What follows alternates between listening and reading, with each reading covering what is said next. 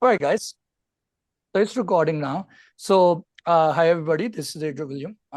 We are doing a Q&A session for Caapid candidates. First of all, I don't do this a lot, but thank you for joining this session. Trust me, it's in my life. This is a very meaningful part for me when I talk to uh, Caapid applicants. Trust me, it gives me a little bit existential meaning to life that I'm doing something which is meaningful. So I know it's helpful for you, but at my end, this is also helpful for me. And at times I don't get to thank enough people, but thank you for joining. And I do appreciate you joining this. All right. So I'm going to, rather than me speaking, I would encourage you, whoever wants to ask a question can go ahead and ask, and we can go from there.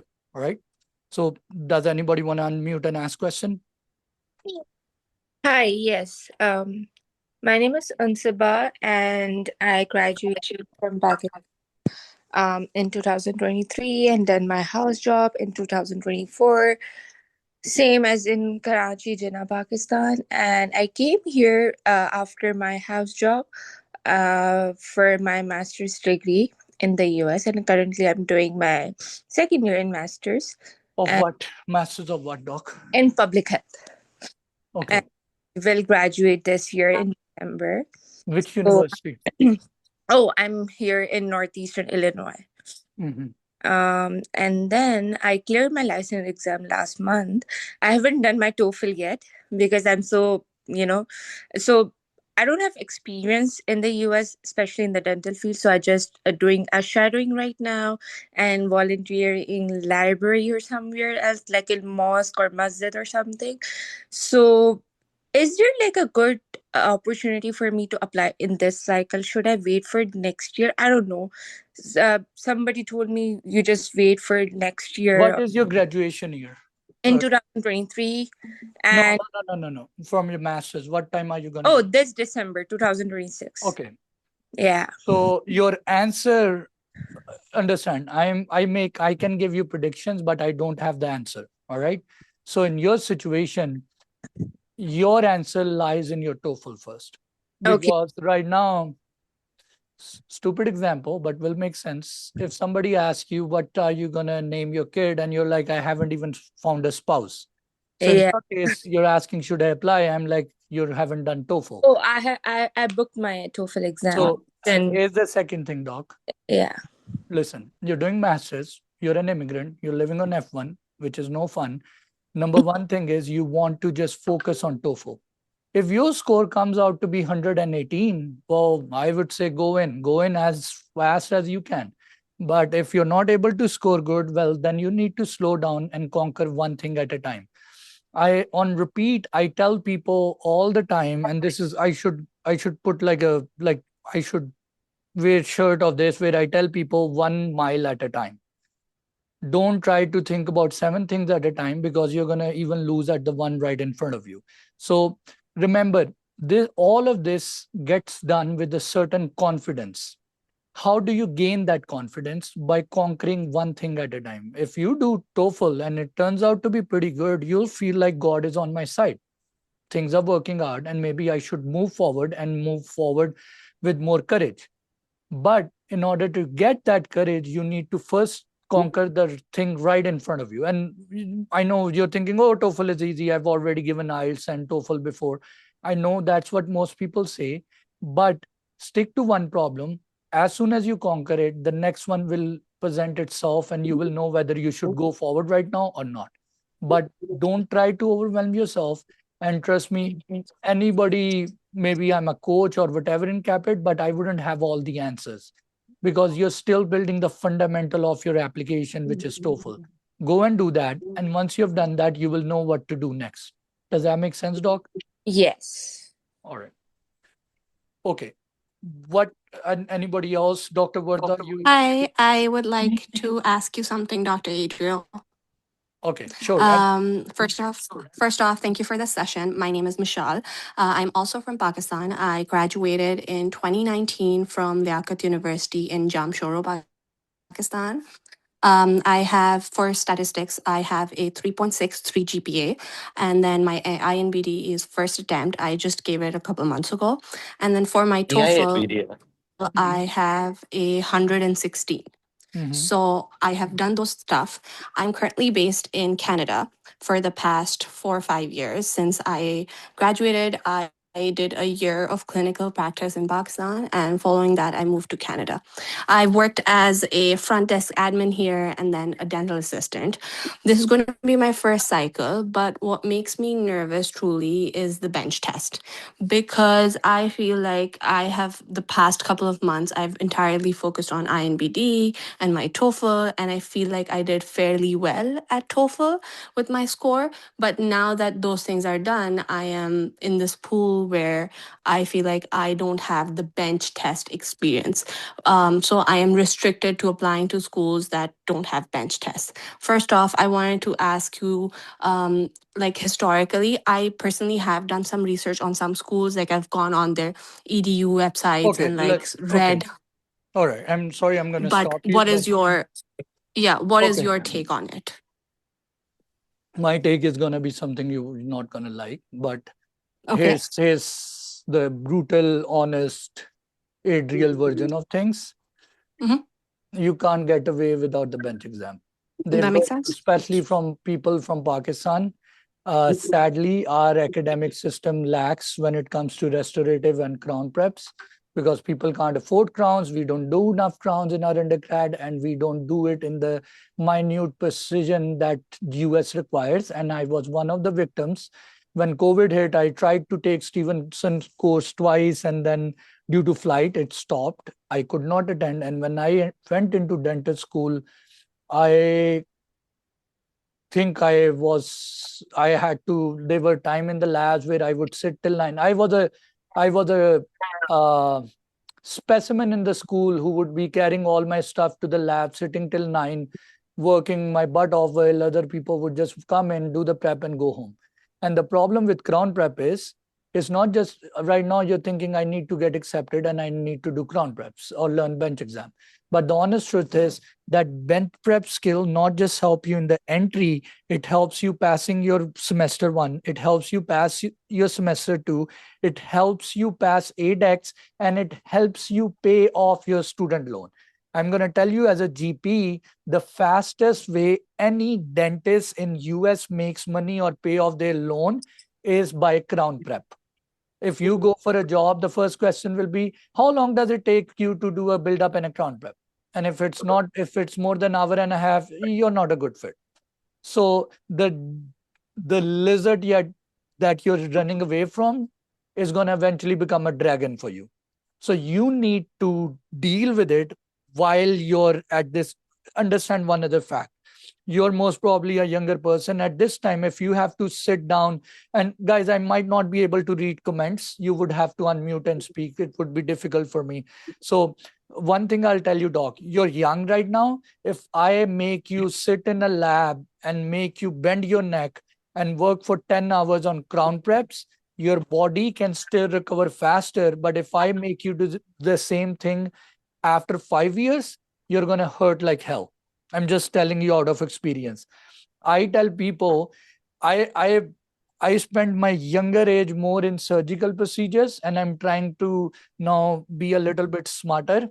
And I'm 35 now, because I knew physically, like some things are more physically taxing. If you're gonna learn a very physically taxing sports like a footballer or a fast bowler or any procedure that require more rigorous physical training, do it while you're young. The money can be recovered, but you want to adapt that skill while you're fresh. So, and the other thing I'll tell you, when people reach out to me and say, I'm only going to apply to schools where they don't take bench exam, well, you're planning for failure, because that's where all the laziest people are trying to apply. And what happens, I'm going to say to you like how I would say to myself. And don't take it personally, Doc. I'm saying these words to myself, a younger version of myself. If you're going to compete in this, go brave and go compete with the strongest of the people, not with the laziest of the people. You're looking for a loophole that all the laziest people are looking for. Now, the way to fix this is, if I was you, and obviously your money, your time, everything matters, I would apply to Caapid. You have a strong profile, and you have to believe in yourself that if I can do all of these things, I'm also capable of doing this bench prep. I'm going to do it. Whatever it takes, I'm going to be, even if they ask me to climb a mountain to get in, I'll just do it. I don't care whether it's bench prep, whether it's class twos, whether it's wax up, whatever they need, I'm going to get it done because I don't have second options now. You've already made so much investments that now jumping off this one other obstacle, you just do it because you're already prepared. Do you understand what I'm saying, Doc? So I do. I completely get your point. So go for a course, whichever you can afford. I personally recommend Dr. Duggan. People who work with me in fellowship or interview preps, I do provide them a 10% discount with Dr. Duggan. You can go to Stevenson too. There are some people in Canada. I don't know their exact name. I don't exactly remember their names, but whatever works for you at this point. But Doc, do not place yourself handicap. Do not say, if everybody is running on two leg, I'm going to run on one leg and try to win the race, because the chances of you winning that are going to be very slim. And even if you do, you're going to suffer inside the school. So please learn from my experiences. I'm going to tell you, go and start working on your bench prep as soon as possible. And I'm not saying just to her, I'm saying this to everybody who's listening, because as a GP, crown in US, in Pakistan, crown prep wasn't the standard of measure for a GP. In US, you are judged by your crown prep. That's it. That's your money maker. That's your daily thing to do. We treatment plan, crown preps all day, every day. Our ADEX is based over that. That's like the gold standard of everything right now in the GP world. So what you're running away from is actual real dentistry. So go for it. Get it, like before this lizard becomes into a dragon and you're older and then you have to deal with it while you're young. That would be my suggestion. And sorry for that was that was really good practical advice. I appreciate you for giving it to me, not sugar coated. I appreciate it. Thank you so much. Sure. Okay, Dr. Varda, you've been raising hand for a while. Hello. Hi, Doc. Wait. Sorry, Doc. I'm gonna come back to you, Dr. Varda. Oh, sorry. Okay. Yeah, sure. No problem. I'm just... Okay, if she's not saying, go ahead, Dr. Hello. Okay, whoever unmuted. Hello, doctor. Yeah. Yeah, this is Srilata. No, okay, go ahead. Sorry. Siri. I have mentioned it, Siri. Yeah, sorry. Yes, go ahead, Doc. Yeah. I have a question regarding the LOR, letter of recommendation. Doctor, even though the evaluator is supportive and he's good, what if he becomes unavailable and unable to submit the LOR after Who? Your dean? entered his Your dean? Yeah, dean or professor, whoever may be. In India, right? So if they are not ready after I entered his details In the India, Caapid right? application. Yes, doctor. Here's the solution. Find somebody in the school, a PA, a clerical person, give them American gifts, give them whatever you need. If you have a friend or family, go and talk to them. In our countries, things are not done because you request, things are done because you know the right person. Okay, so what I'm saying, hear it carefully, find the right person and get the thing done. But there is no option to change the evaluator once again in the Caapid application. Once we entered, that's it. Doc, you're not understanding what I'm saying. Is your dean still there, alive? Yes. In the office? Yeah. But he doesn't want to do because he's busy, right? No. Nobody say no. I am asking my doubt. Like, what if... So, Doc, listen. Please listen to my words very closely.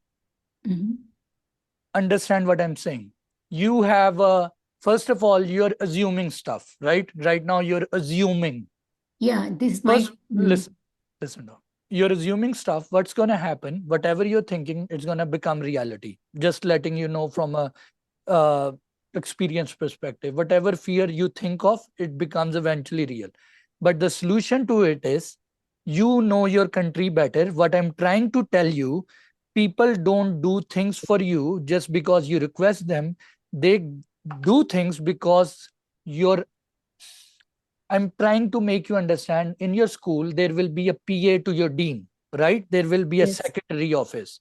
Yeah. If you have a friend or a family member in the school, in the city, go and ask them to take a gift to that secretary and ask them to make this thing work on time. Do you understand what I'm saying, Doc? Yeah. Yeah. It makes This sense. is no rocket science. You must have lived like 20, 25 years in India. You know Yes. how things work, right? I'm Yeah. from Pakistan. I don't need to teach you how things work in India. Yes. Yes. So when you have to get something done, you find the right person, send a gift from US. All right. Yeah. Yes. And they will get the job done. This is no rocket science in our country. Mm. So you give them a gift and you ask them, can you ask the Dean Saab to sign this on time? They will say, okay, it will be done tomorrow.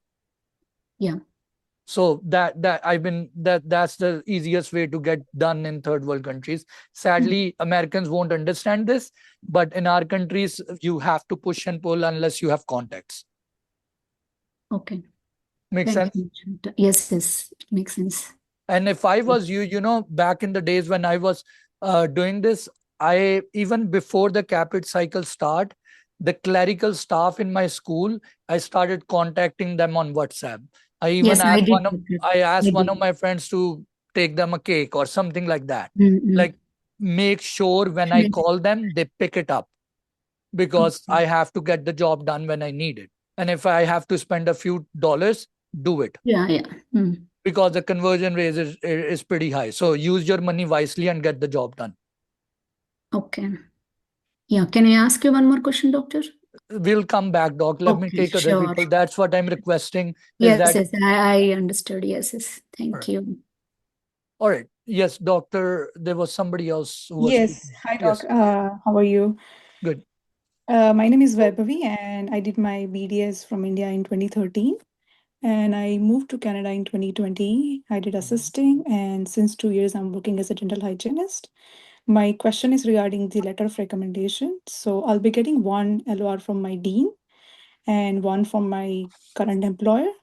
And for the third one, would you recommend getting it from my dental school faculty or the dental hygiene faculty? From the school, or the second option? Who's the second Like option? dental hygiene school faculty or the dental school, like the back home India faculty? One is the dental school faculty, and who's the other one? Dental hygiene school faculty. Hygienist. Yes. Who's the person? Who is he? Is he the director of the hygiene school? Who is that person? Yeah, she's the educational coordinator. Yeah, I would take both of them, and I would put my dental school person as the primary in the three, and the hygiene one as an unofficial one you can upload in the supplemental question or email it to the school. Right. So one from dean, one from dental school back home faculty, and then the additional one is like. Doc, listen, I'm sorry, but when I'm saying something, please listen carefully what I'm saying. The rest, keep the one that you got from the hygiene, keep it as an extra one, not as your primary. I don't want to repeat the whole thing again. Keep that one hygiene one, and you can upload it as an extras in the supplemental portion of the on your application, or you could email it to all the schools that you're applying. Right, Does got that it. make sense? Okay, yeah, got it. All Perfect. right. Thank you. Sure. Thank you. All right. Who else? Doctor, this is Harshita. I have a question for you. Can I go ahead? Sure, Doc. Yeah. Doctor, I've applied for a dental hygiene program in Venture, and I'm going to get my results in March, whether I've been accepted or not. My question is, in case I'm accepted, should I mention that in my application cycle, or will it work It's against a me? hygiene school. Yes. So I'm not going to tell you what to do because it will be unethical to tell me not to mention it. Now listen very carefully to my words. I'm not going to repeat this, doc. Yes, It doctor. would be unethical not to tell the schools, but when you tell them that you're enrolled in a program, they rather wait for you to complete it. Now that's my answer. You do what you have to do. Okay, doctor. Thank you. Make sense? Okay. Yes. Hi, Dr. Abdullah. Hi, how are you? Good, good, good. Okay, good to see you, buddy. Thank you. Good. Okay, Dr. ABC, American, it reminds me of there's a movie, American Born Confused Desis. So, Dr. ABC, like whoever that person is, do you want to? Hey Adriel, I'm Rahul, and first of all, thank you so much for doing this. I appreciate it. And I'm from India. I have done my BDS and masters in conservative dentistry and endodontics. I had one question from you. It's like I have done some shadowing back in USC like for 2 months and 40 to 50 hours of volunteering. And I do not have so much like kind of exposure from the USA, I know in my profile. And I wanted to know that as I have done the masters, should I also go for the bench test? Does that is needed for my profile? I have been to a dental school for a week and I have attended a dental conference too and have done the shadowing. So, what do you think about it? Doc, now I'm going to give you an answer. It's up to you. This is my suggestion. If you can afford, get the bench prep. You might be a very good dentist when it comes to your restorative skill in India, but the Right. level of precision that they require in a academic school in US is insanely crazy. I had prosthodontists failing in these exams all the time. So Right. that's my answer. If you can, now my words are, if you can afford, do it.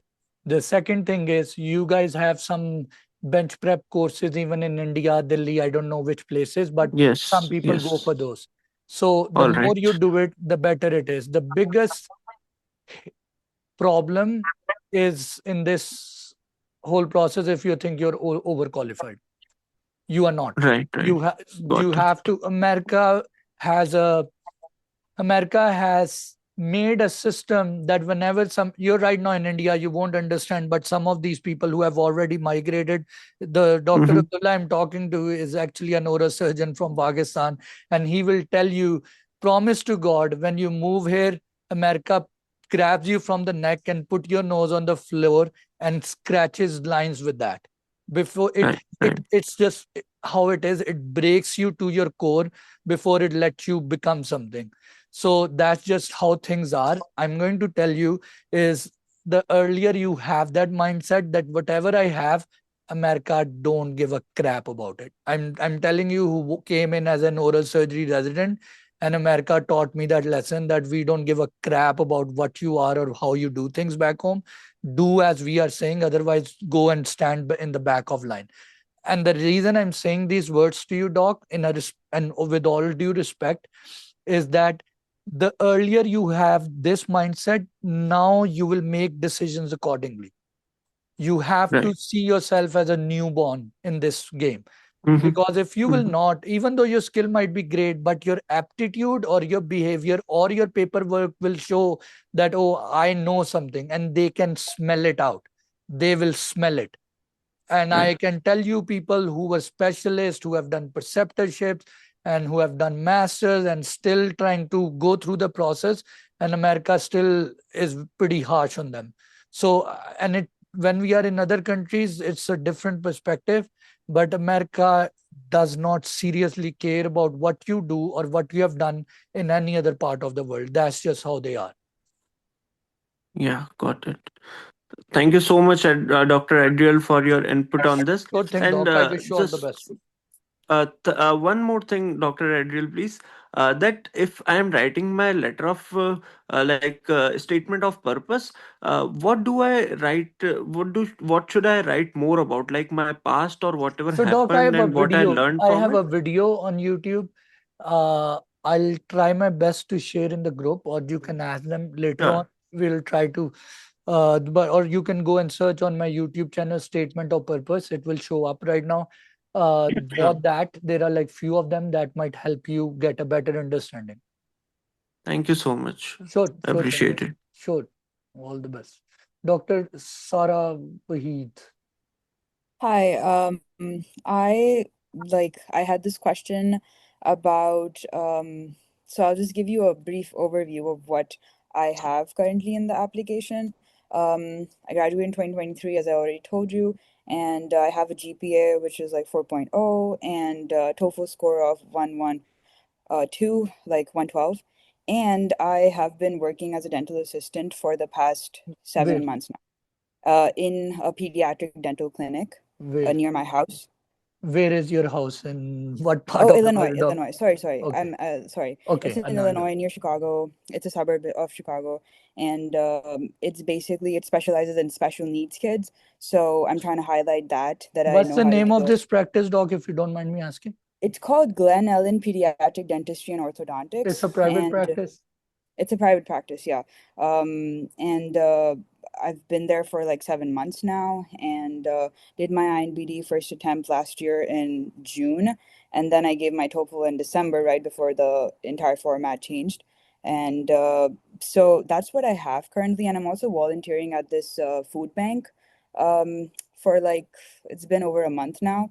So I do it like all the days that I don't work. Other than that, I do not have any How much is your TOEFL? like 112, Oh, 112. nice.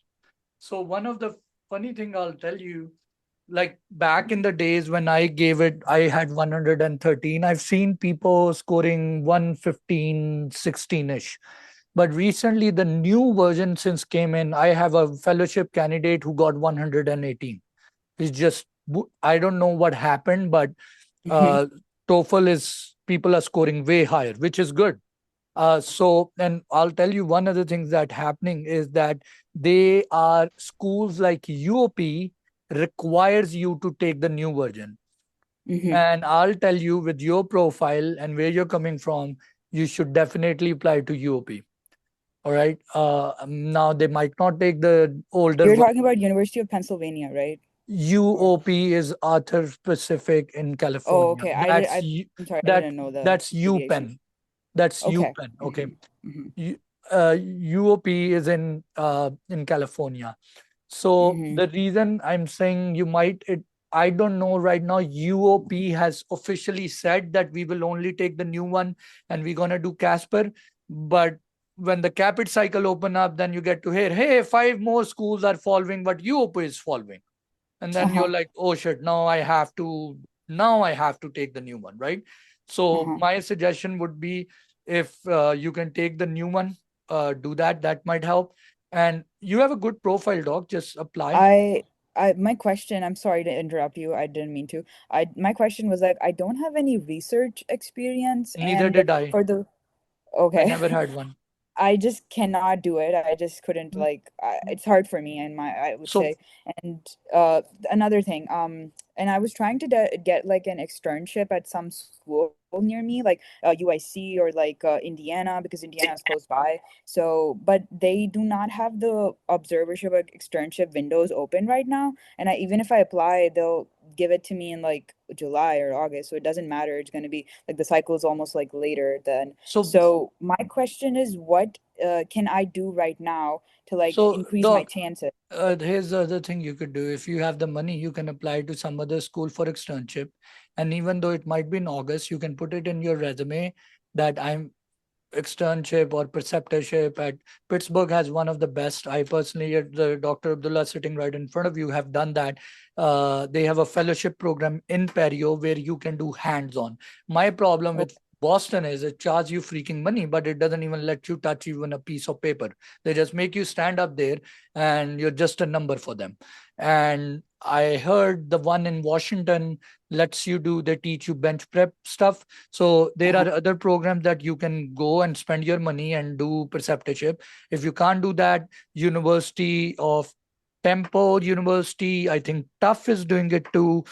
LSU has, Pittsburgh has bench prep courses. Go and take those. not only will you get a stamp from a school, you will also improve your hand skills. So that might be one of the things that might help you. What visa status are you on, if you don't mind me asking? I have a green card.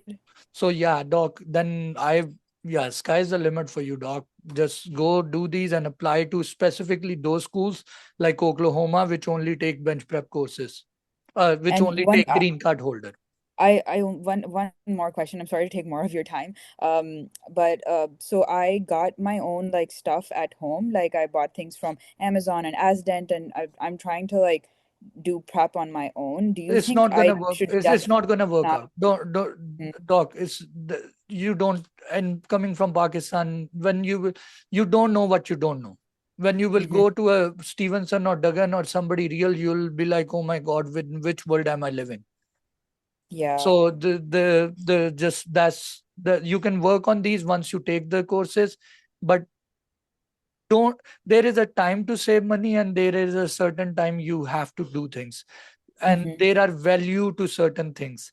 Sometimes people will, I've got to live and see some people who are millionaires, and I've realized sometimes they won't spend $2. Like you will be like, what the hell? Like, dude, you got so much money. And they are like, nope, I'm not going to spend this $2. And all of a sudden they walk in and they spend up $10,000. And I'm like, why do you do it? They said, it's not about the money, it's about the value of things. So sometimes is you're not looking at the price, you're looking at the value of what you're getting. So if I was you, with your, like, to drag this whole situation into a small thing that I'm saying, go and get your bench prep, apply to as many schools you can, do preceptorship. If I was in your situation, you're 93% there. You need to put your car in a second gear, ramp up your RPM, because most probably it will take off. But you can't at this point. Do not try to save your energy. I'll tell you one thing that I keep saying to people.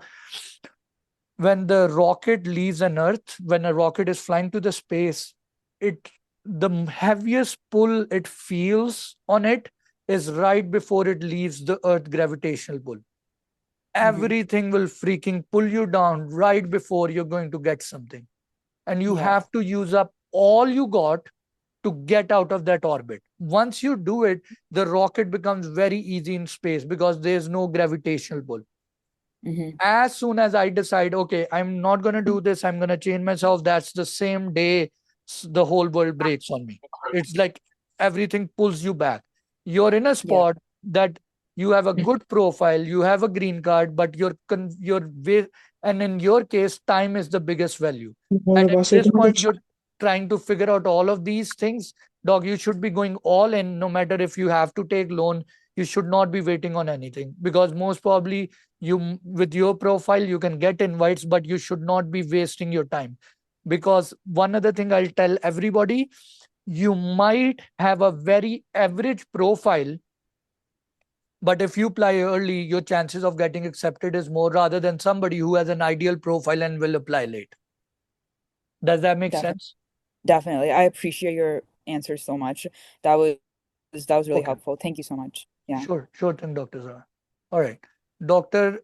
Oriana, I'll come to you right after this. Dr.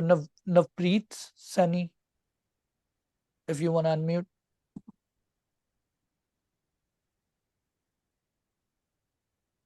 Okay. Dr. Oriana, you want to go ahead? I know you're in the car. I hope you're not driving. Hola. No, I'm not. Hello, Dr. Adriel, and hello, everyone. My name is Oriana. I graduated in 2018 from Venezuela. I have been working as a missionary in different countries, and I have like more than 2,000 hours of volunteer. And I applied last year to Boston University. I got the interview, but I was put in the waiting list because when I applied, it was late, and I just received my wait list answer. I also applied in December to Colorado, and I got an spot in the EOP, the observation program. I'm flying tomorrow to Colorado. I think I text you like last week through WhatsApp. Okay. And I want to know, like, my TOEFL score is 94, and I want to know, like, is that that TOEFL score is a problem for me So for not being I'll. accepted. Mhm. So first of And all, yeah, a lot of people who are Hispanic, they don't expect you to have super high TOEFL score. Second thing is, if you can go and take the new one, your score will go up, most probably, unless something weird happens. Number okay. three is apply to Rutgers. Rutgers takes the largest number of Hispanic students because their program director is half Cuban. I have a lot of Okay. friends from Florida who got accepted there. The other thing is Colorado has a lot of Hispanic population. My best friend in school was Eduardo Garcia. So go to, and when you go there, like a lot of people ask me this question, oh, I'm going for a visitation to school. What should I do? Yeah. I can't script you what to do. What I can tell you, go a night before, sleep so you're comfortable and you don't look anxious. Go there to connect with people and enjoy. If you try to act too desperate, I'll tell you one thing in a nutshell, a lot of the biggest problem I've learned from myself and from the other students is that we are in a state of consistent scarcity. We are always there that we want something and we're gonna take something.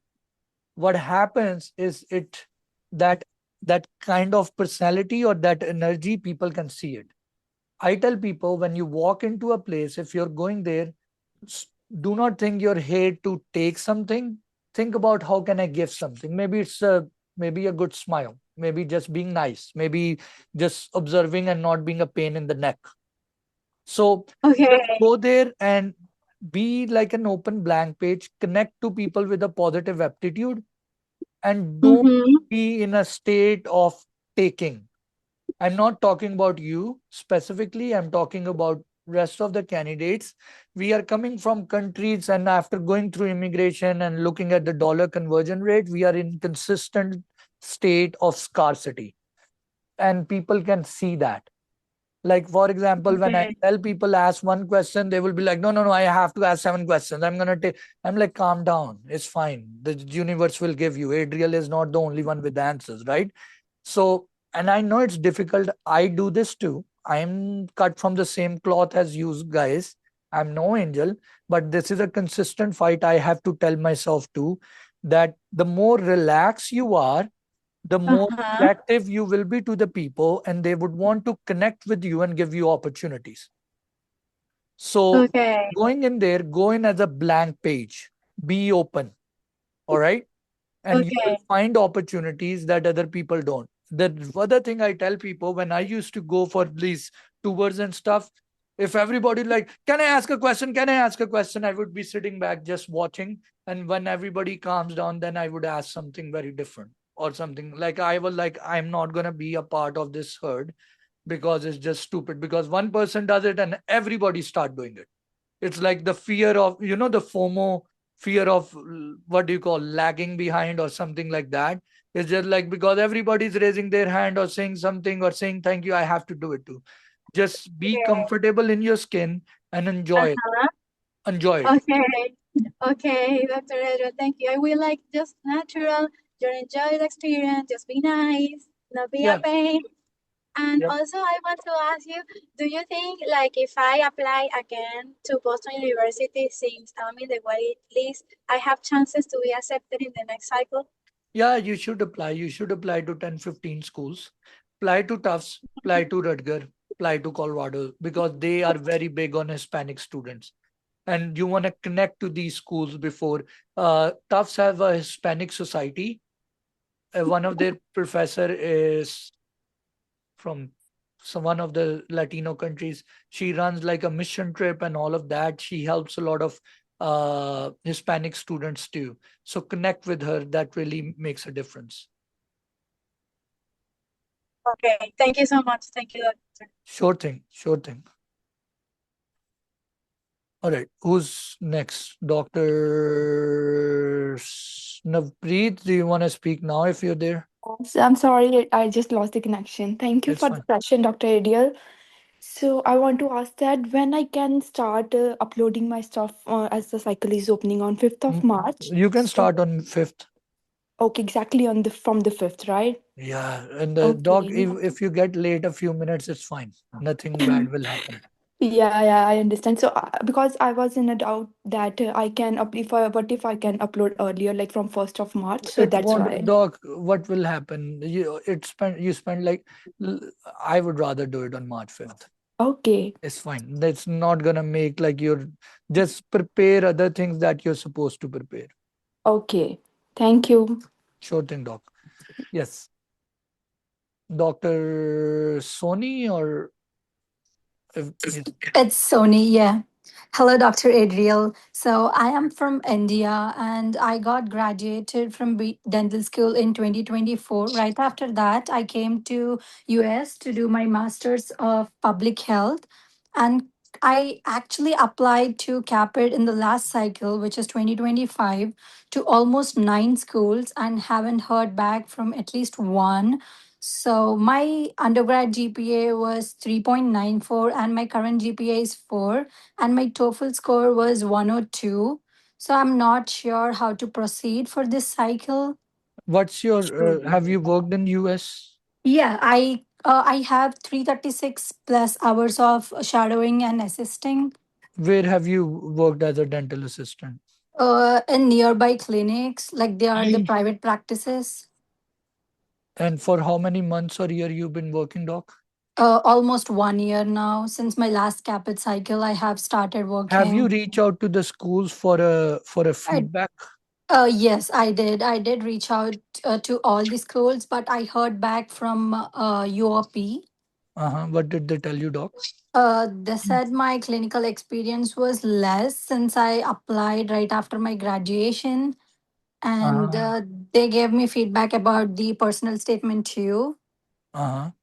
So yeah, you did. Now you have 1 year of experience in DA-ship. That makes a difference. Along with that, doc, go and if you can afford a preceptorship, CE courses, some academic courses, do that. That will show that you're actively working and improving Okay. things. Along with that, just work on your personal statement and connect to schools.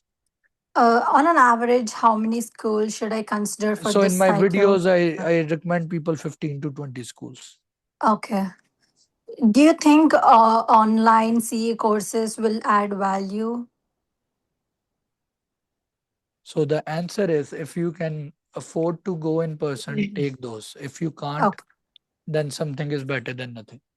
Okay. Okay. Thank you. Thank you, Dr. Adriel. I really Sure. appreciate your input. Sure thing. All right. Take care, doc. Thank you. Yeah. Dr. Shwet Shetty. Appreciate your patience, Hello. doc.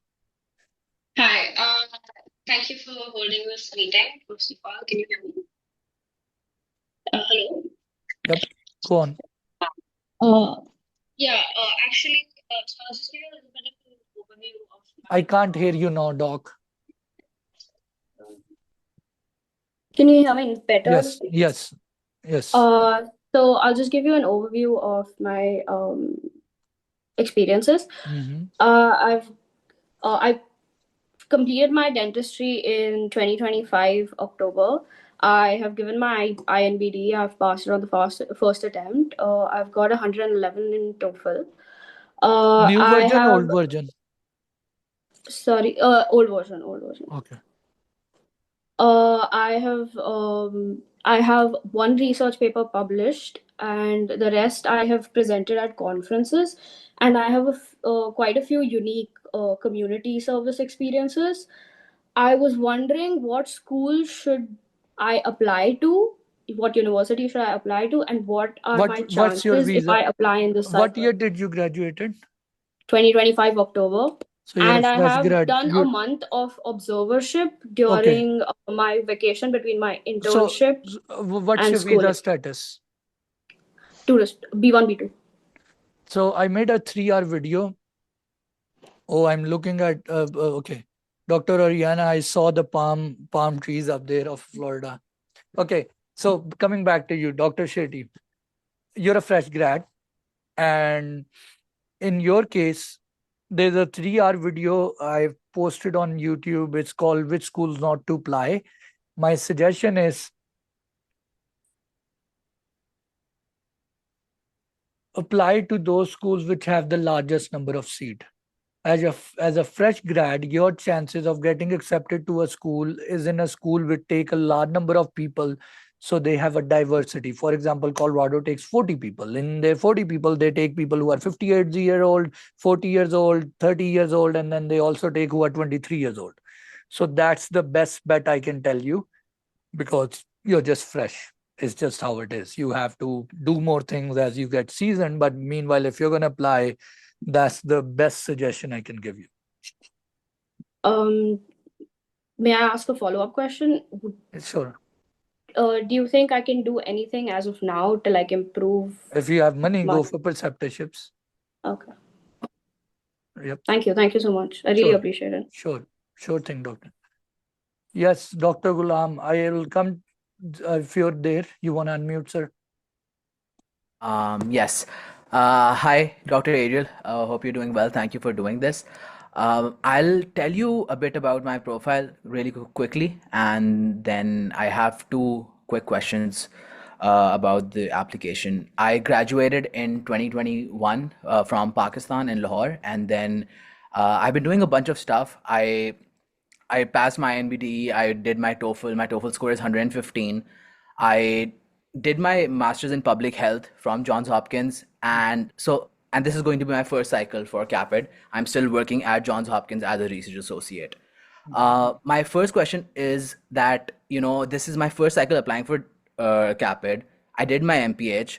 What would be a good way to tackle this question in my profile, and then eventually, hopefully, the interviews?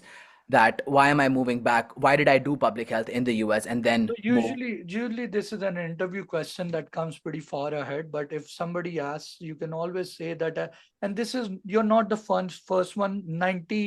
There's like 70% people, including myself, who came through the same. So they are pretty aware of this. So usually if they ask you, the best way to say is like to get as a stepping stone to get a better understanding of the academic system in US and learn about the basic of research, healthcare sciences. It was a good opportunity for me to get accepted, and that has laid down a good foundation for me when it comes to US education system. All right, perfect. That was my take on it as well, and I just wanted to make sure that if there's something specific that these schools are looking for. My second question is a small one. Is you talked about bench prep courses, and I do plan on taking a bench prep course. I'm confused if I should take a bench prep course from either Duggan or Stevenson, or a bench course that's being offered by plenty of these schools. So if you want a stamp, go for the school. If you really want the skill, go to Duggan or Stevenson. I like Dr. Duggan personally. I've talked to him a couple of times. He's a really nice man. I just like him as a person, and I recommend him on number 1. Perfect. Those were my 2 questions. Thank you so much, Dr. Adriel. Sure thing, buddy. All right. Who's next? Dr. Shadi? That's what, if I'm saying it right. Hello, doctor. Yes, doc. How are you doing? Good, thank you. How are you? I'm doing good, doc. How can I help? So I have a question regarding a recommendation letter. I just wanted to know, is it okay that take all the 3 recommendations from the doctors in US I have worked, or it's better to at least have 1 recommendation from my home country? Where did you graduate, doc? Iran. So usually they do want 1 from your dean. So yeah, that is the question, because right now, as you know, during the many situation people are having, and internet shut down, and you need to write this as a special note somewhere in your Caapid and inform them of the situations, or email schools ahead of time and say, hey, I'm dealing with this constraint and I'm unable to get it from my professor. Are you willing to work if I get 3 letters from my school? Okay. But because you need to inform them about this ahead of time. Okay, and one more question regarding UOP that only accept the new format of TOEFL. Can be, apply the when the cycle opens and then take the TOEFL exam new format and My answer to this is whenever the earliest you can humanly do. If I say you, oh no, you have to do it tomorrow, but it's not your situation, then you can't do it, right? So everybody has family, finances, a lot of other things going on. So my suggestion or my answer is whenever the earliest you humanly can. Okay, correct. Thank you so much, doctor. Sure thing, doc. Okay, have a great day. Sure. And I hope your family is doing fine in Iran. I hope so. Right. Who's next? Dr. Priyanka?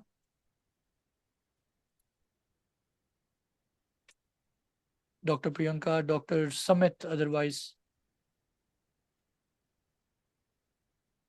Can you guys hear me? Dr. Yes. Zubair?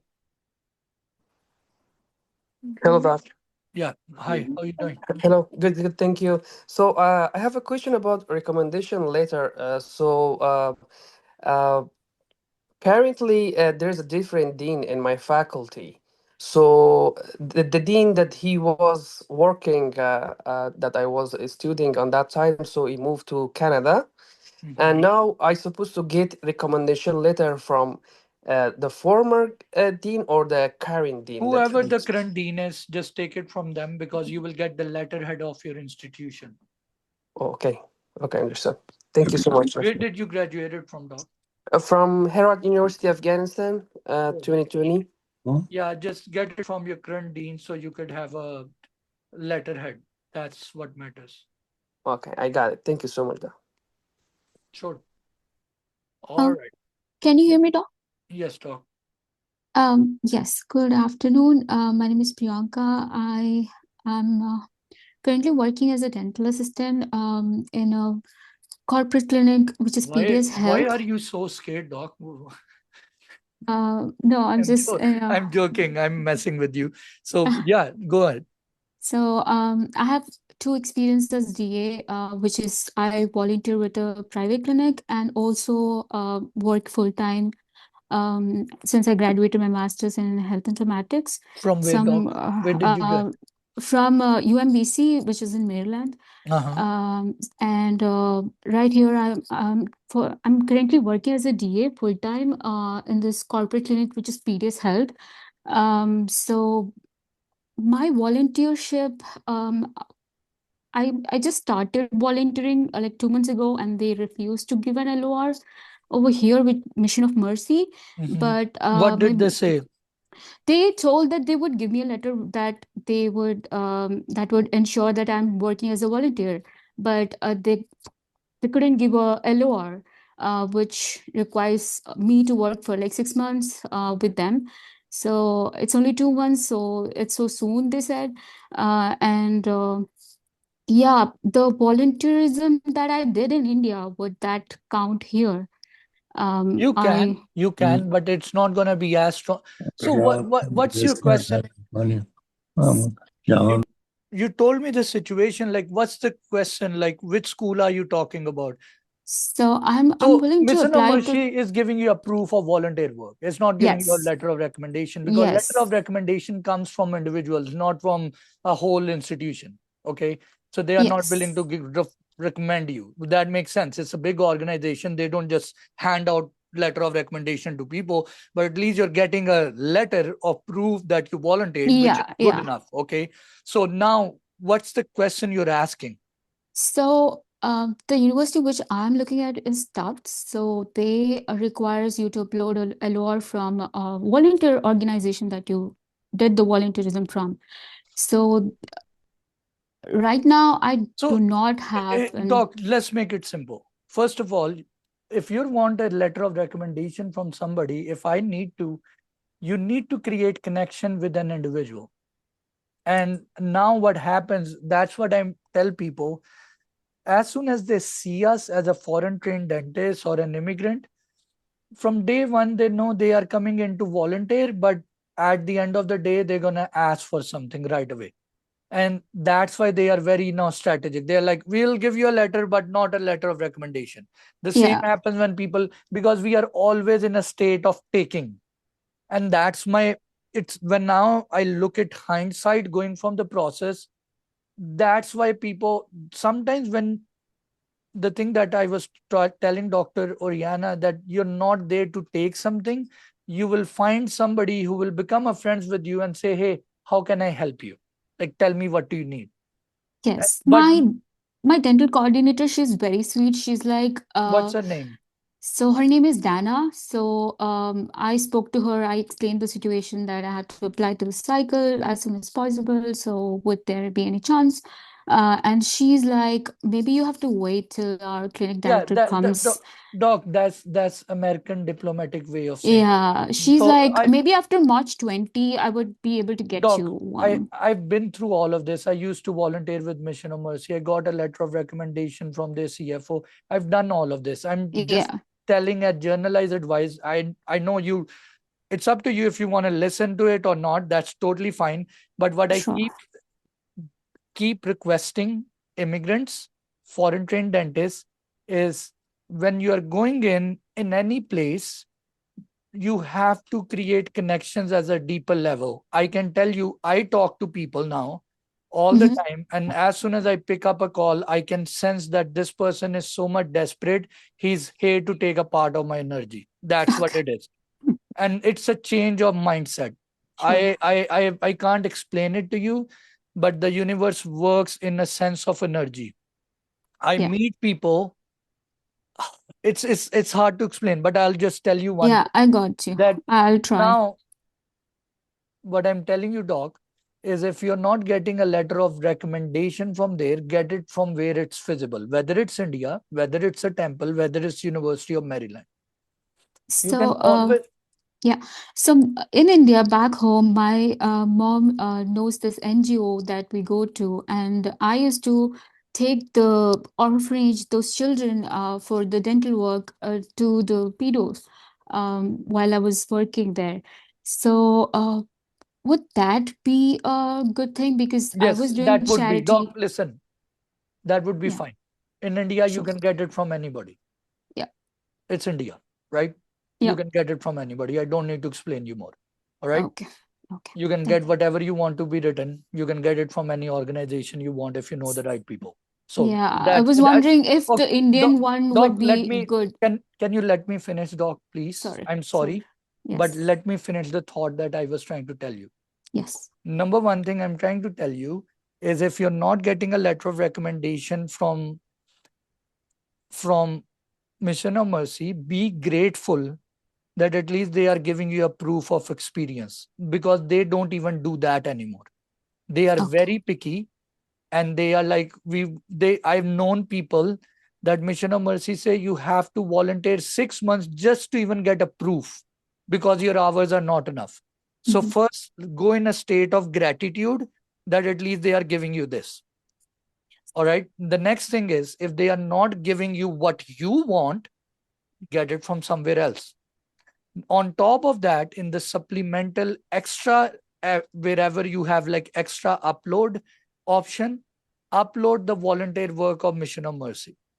Sure. Does that make sense? That way you can show that, okay, my letter of recommendation is from India, but I've also continued to work in US as well with Mission of Mercy. So it supports that cause. But again, Doc, there are multiple solutions to a problem. When I talk to people, I am listening to their anxiety level and in the state they are in. When I'll tell you myself, I deal with a lot of stress at time, and my friends, my coaches, they tell me, when you're in a state of fight and flight, there might be a solution sitting right next to you, but you won't see it because you're so much stressed out on focus on one problem. When you're looking at problem, the problem grows. I'll just tell you something as my younger version, and I'm not trying to be bullish or harsh, just as a senior colleague, that whatever you get or whatever you have, be grateful on that. Trust me, there will be a new solution that opens up.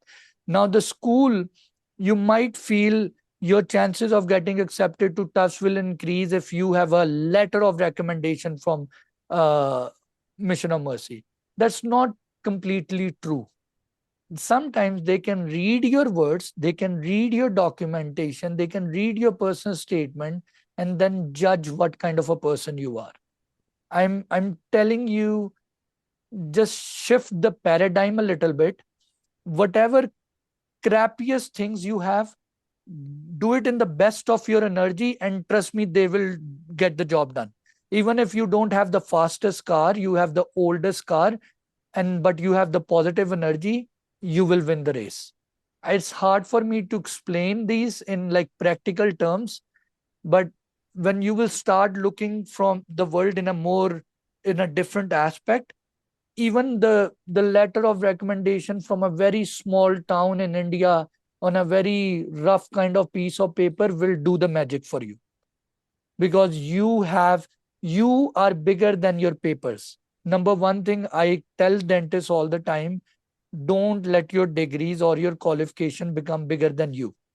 So if you feel like which you did, you worked at Mission of Mercy, and I'm not trying to just say to you, doc, understand, I'm taking one example and saying it to everybody. I'm saying this even to myself at some level, is that if Mission of Mercy is not giving you one letter of recommendation, but they are giving you a letter, and you put all the other papers in the right way, cumulatively, it will make you a strong person.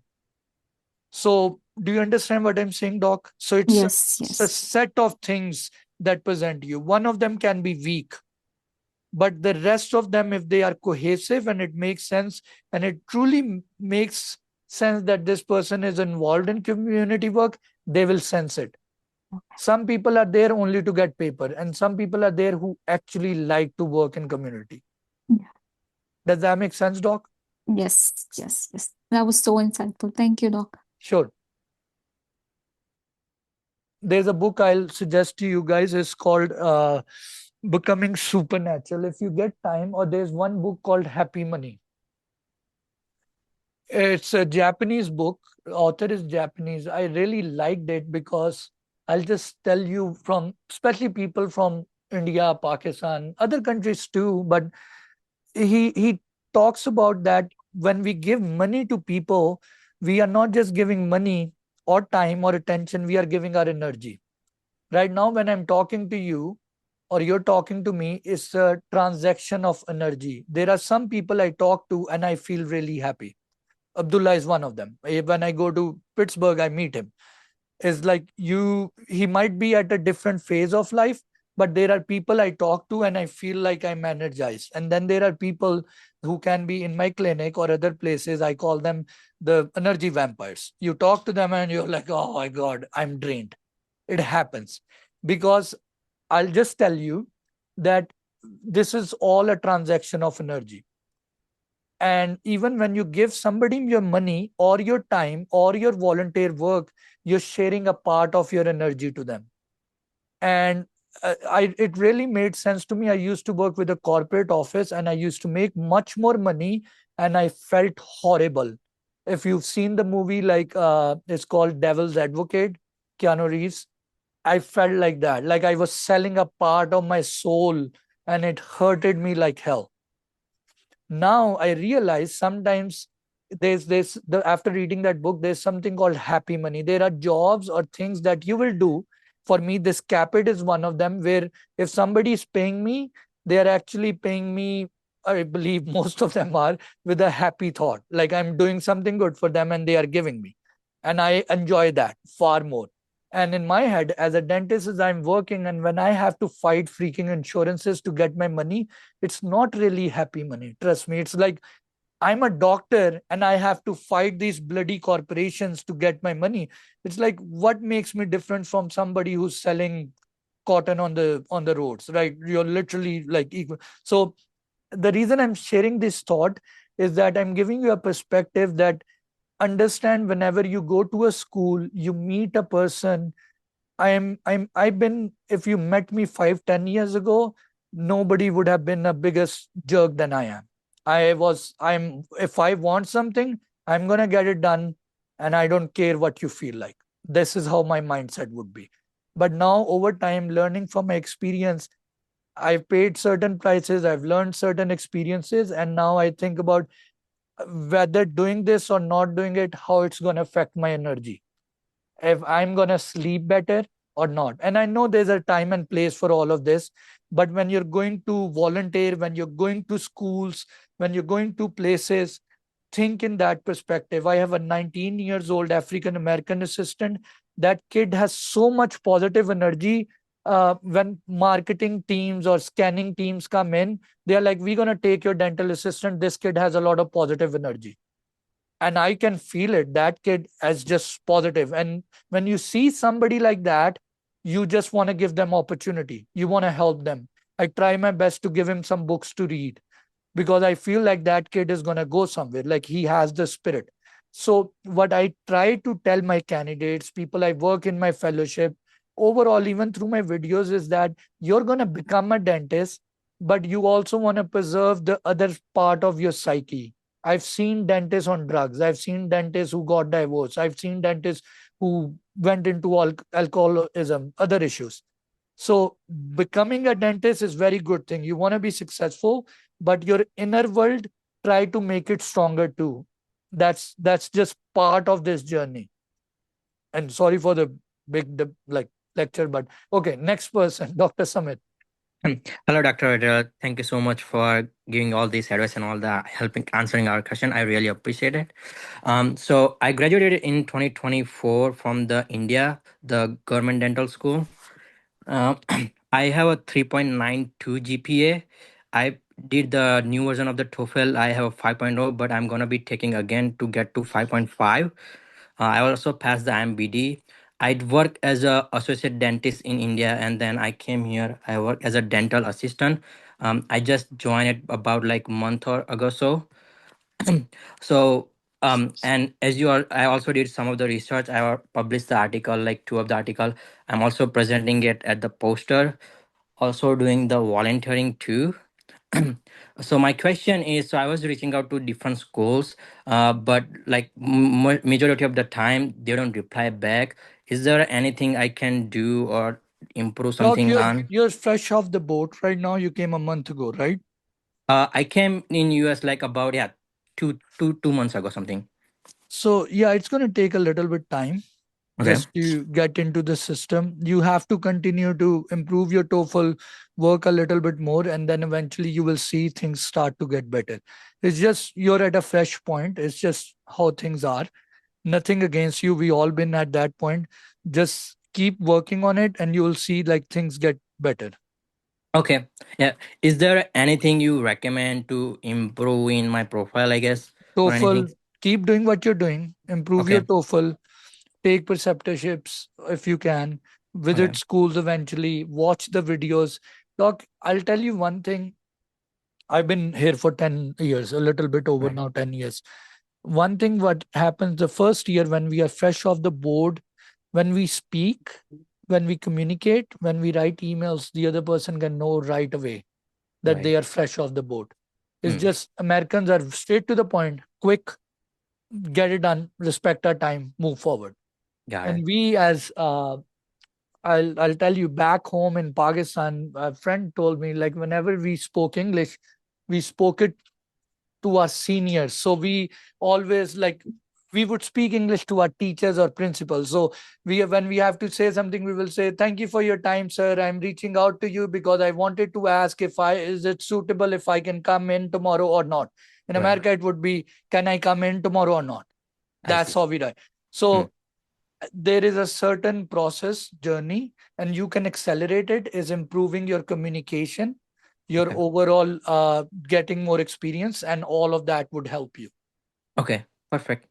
Thank you so much. And just one other question, I guess I have it. So I'm currently in a Michigan, and I don't know if you heard about the Detroit Mercy School. What Mhm. is your take on that one? It charges $900 for the application, and their seats are not fixed. It Okay, can vary a lot. So if you have the money, go for it. But if you, doc, right now you need to build your profile. You need to got work it. on the TOEFL, and then yeah, if you have the money, apply. Okay, sounds good. Perfect. Yep, Thank you. sure thing. All right, who's next? Hi, V. doctor. Oh, doc, just give me 1 second. I'm just gonna go for the person who raised their hand, and then you can go for it. Okay, there are few people who have raised their hand. Dr. V. Hi, Dr. Adriel. How are you? I'm doing good, doc. Yes. Yeah, so this will be my first Caapid cycle. I just had a question. If I have certain research experiences, if is there schools that prefer applicants with research experience Yeah, or yeah. UNC loves it. Washington loves it. Yeah, okay? there are certain schools which do. Every This, school, it's not like they are against Nova, like the schools, these are few of them. But yeah, if the point is not research, the point is they want to see your hard work. So if okay. you can prove it through research, do it. Some person can prove it through a master's, do it. Somebody became a hygienist, prove it. Whatever what they want to see is you're gonna work your butt off if they get you accepted in a school. Okay. And I think I'll be applying by the first week of April. So is it considered late application or should I aim for a little Can bit you early? apply early? I can if I push Yeah, then do myself. it. The answer, Okay. my again answer is I don't know your situation, your family circumstances, and all of that. So my Yeah. answer is apply as soon as humanly you can. Okay. Now you might have some humanly things going on. You might have health or family or kids or spouse or visa or money issue, right? Then if you Yeah. have to take care of them, take care of them. So my generic answer to everybody who's going to ask me this question is that do it as soon as you humanly can. Okay. I don't want somebody committing suicide because they got few weeks or month late, but it just figure out what works for you. Okay. Okay. Thank you so much. Sure. Dr. Mariam.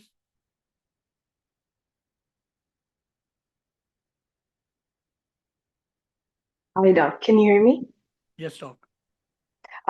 So my question is, this is going to be my second cycle in applying for Caapid.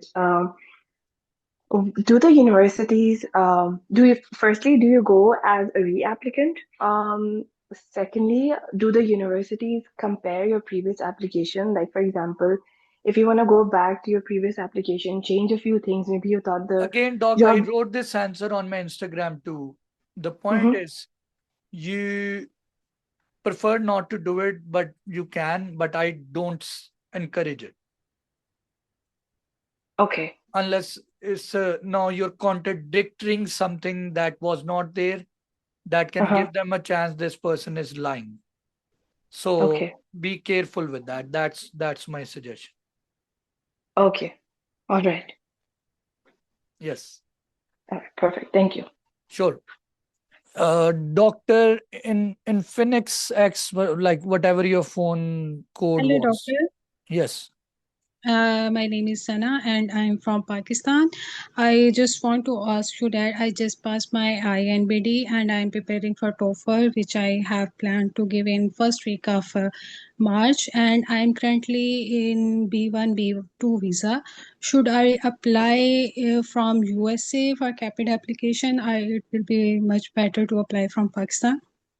If you can be in US, be in US. But no, right. On the B1 and B2 visa, I can stay here for more than 6 months. Okay, then just apply from where you are. It's just what they look at is the address you give. Actually, it's will be a student visa when I got accepted F1 visa, and some of my friends told me you should have to apply from Pakistan because Doc, listen, you're trying to confuse things up here. You asked me whether I should apply from Pakistan or US. I said they don't care. They look at the address on your application. Now, where you give the address from, that's up to you. No, okay, but I just want to ask one more question. They say you don't have a green card or passport and you are on the visit visa, and after that you need F1 visa to study here. That's something once you get accepted, after that you apply for F1 visa and all of that. Yeah. So I don't work in that realm, doc. I help people to get accepted. Once you get accepted, you work with the school to how to get the visa. Yeah. So I what are okay. you trying to ask, doc? I'm just trying to ask it is better to apply from USC or Doc, Pakistan? if you listen carefully, please Yeah. understand. Maybe my communication is not clear enough. What I'm trying to Okay. say, if you can apply from US, better. If you can't, apply from Pakistan. What will matter is the address you put in the application. Okay. Now, when it comes to your visa, after you get accepted, hire a lawyer. I'm not a lawyer. I Okay. work with Caapid application. I don't fix the whole universe. I have a very small work that I do and I stick to that. I don't work with legal system. I don't work with visas. That's not my realm. Okay. Does that make sense, doc? And I'm telling it to everybody, not just you. Okay. And one more question. How many universities should I have to apply? Doc, did you join recently this call? Mm. I'm okay. I've been sharing this in videos. I've shared this 2 times earlier that apply to at least 15 to 20 schools. Make Okay. sense, doc? Yes. Thank Okay. you.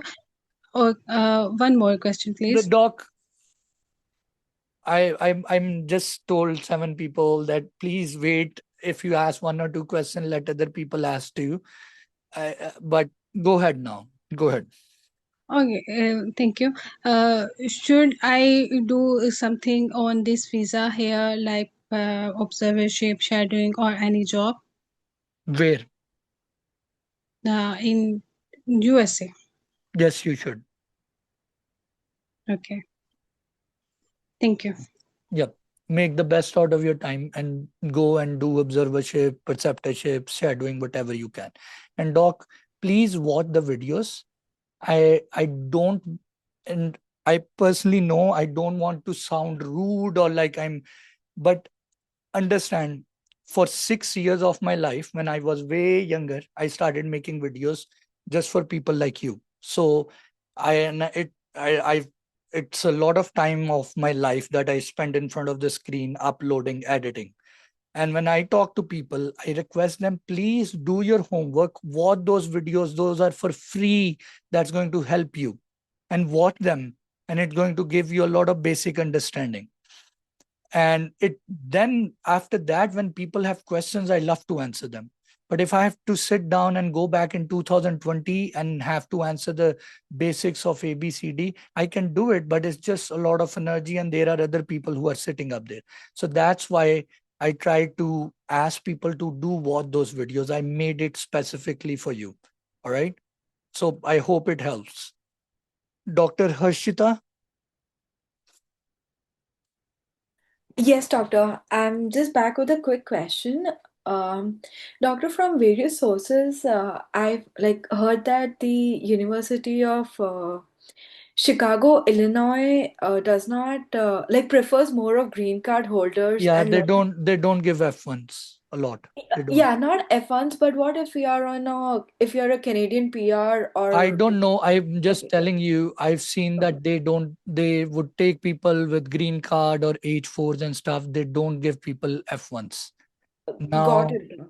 they don't have a specific statement, like a definitive Yes, statement on this. So I can't even tell you, but yeah, this is just my observation too. And it varies too. Like Tufts used to not give F1, but now they give.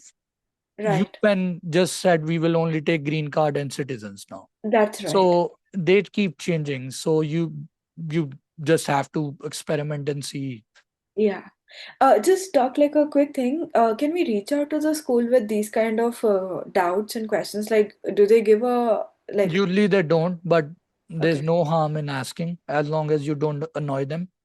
got it, doctor. Thank you. Sure. Yes. Dr. Muhammad Ali. Hi, Dr. Adriel. This is Sadeema Akram. Okay.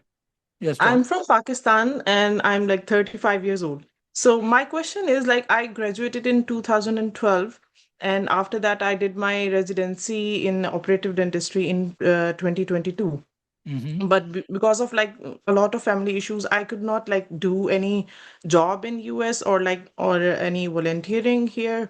But I do have 2-year experience in dental assisting in Canada before 2020. Sorry, 2022. But now I have done my INBD in first attempt, and my TOEFL score is 94 right now. But I'm like trying to improve it. But what can I do to fill my gaps in between? Because I Try have to like get some kind of academic courses, preceptorships, something that shows that you can. Now I'm going to say an overarching umbrella statement. Do things that shows that you can be a student all over again. Okay. So any courses, anything that you can do at an institution which shows that you're capable of becoming a student all over again, that would be helpful. So, can you tell me, I have seen like some universities do like 3 days or 1 day of workshops or like hands-on training on the radiography or something like that. Would that help improve my CV? So it's all comparison. If you can do a 6 months of preceptorship at Pittsburgh, better. If you can't do that, 3 day of course is better. If you can't do that, online C is better. If you can't do that, shadowing at your neighborhood is better. So these are all comparisons, doc. So it all depends on how much money you can afford and time and go and do it. And if with the score of TOEFL 94, should I apply this cycle or should I like wait for the to Usually improve? you should be improving it. I would not. If you want to, you can. I'm not going to stop you. I have people who got accepted with 97, 98. But yeah, my answer is if you could improve it, that would be better. Thank you so much. Sure, doc. Yes. Next question, guys. Hi, I have a question. So were you think which university is good for apply a preceptorship? So I've heard Boston is none of like. Did you? Okay, I repeated this. I'm going to repeat this again. I think if you want to do the fellowship at Pittsburgh, they have a perio fellowship, and I think it's better off. Is this Apart from Pittsburgh, is there any other? Doc, can I finish, please? Yeah, sure. Please. After that, I said Washington they started recently, which is good too, because they let you do hands-on stuff, right? If you cannot do that, I'm not a big fan of Boston because it's not worth much. Rutgers has one too. After that, if you can't do like 6 months of that, you can take bench prep courses at Temple, LSU, or some of these other schools that do. Does that make sense, Doc? Yeah, sure. Thank you. Sure. Hi, this is Farhad. I want to ask you a very quick question. Probably it's just a very different question from the others guys here. I will be happy to answer something different, Doc. I'm bored now. Thank you so much. You know, my major is little complicated. I'm graduated from two country, and these are two different individual diploma. Together, it makes me a doctor, dental surgeon. And now it's a time to fill out the Caapid. My big obstacle is my downside in the form is my GPA. It's too low, and that's why. But the other parts of I can say it's very great. But I have my What year 10 did you years experience. graduated? I graduated in 2012. Usually for a low GPA, Doc, if you could do some kind of education in US that can show that you have improved your GPA, that would be helpful. Where do you live? I'm living in California, San Jose.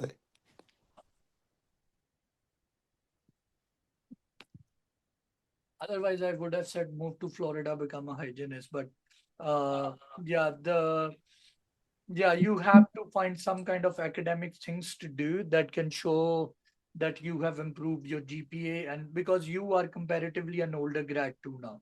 Now, I'm not saying you're old as a person, but as a graduate, you're old. So you would have to do stuff that shows that you are still capable of becoming a student in US. Okay, but you mean there's no chance if I'm apply for this There's cycle? always a chance. Remember, Uh, you no, cannot. in your experience. Dog, you have to jump in. Sometimes I'm wrong at so many things. I don't write fates. If God has, I would, if you have the money, try. If I was you, I would try to meet up with schools. I would try to connect. I would try to show them who you are. You have done two dentist schools. You're working hard, all of that, and then go for it. Yep. Okay. Thank you so much for answering me. Yes. Hello, Doc. This is Naveen. So I have I like to tell my profile first and ask a couple of questions in there. So I graduated from India in 2020, and I came to USA in 2021, and then I finished my INBD in third attempt. And since then, I've been doing some community service as well as after I got my EAD, like H4 EAD. Then I started working as a dental assistant in multiple clinics here. And basically, my question is like, the first is I have a INBD. I passed a third attempt, and I have a little low score of TOEFL as well. It is like I'm trying like since like I have given three to four attempts, and Have you given the new one?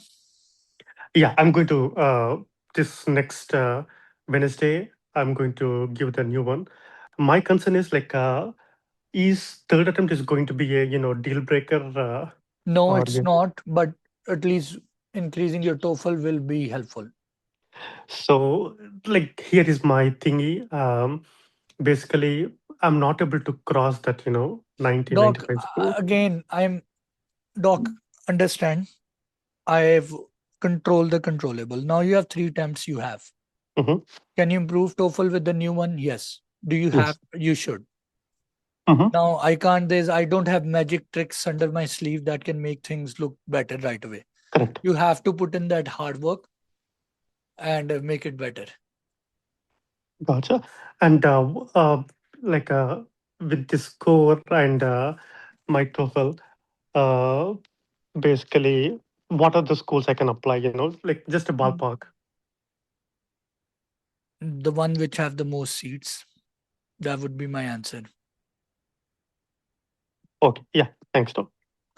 Again, I will request all of you guys, if one of you can do this for me, that will be a great help. Is that I have a video on my YouTube which says about which schools not to apply. I made it last year. I'll try to see if I can share it in the group.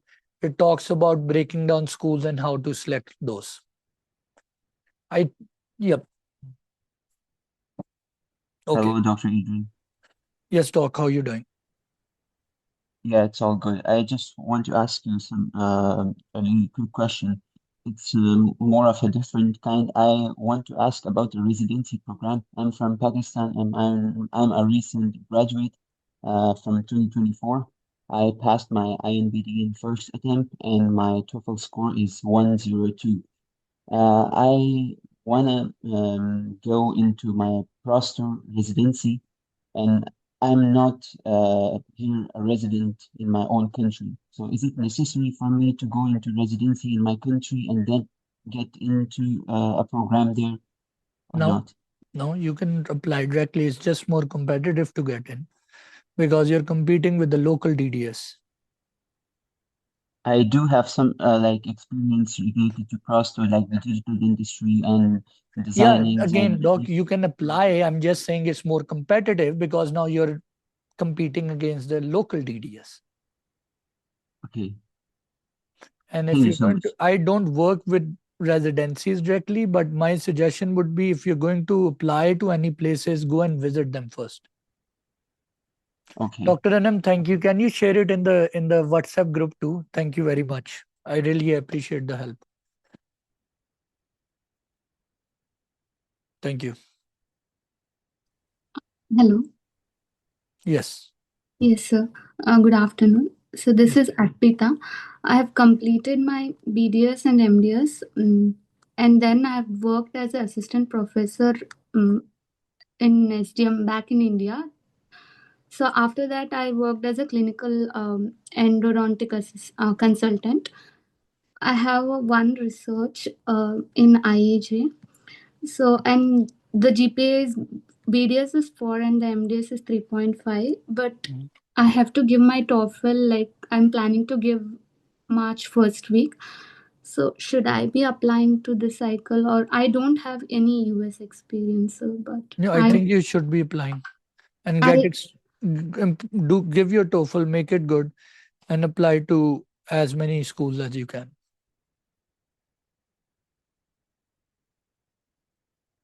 Doc, did you hear me?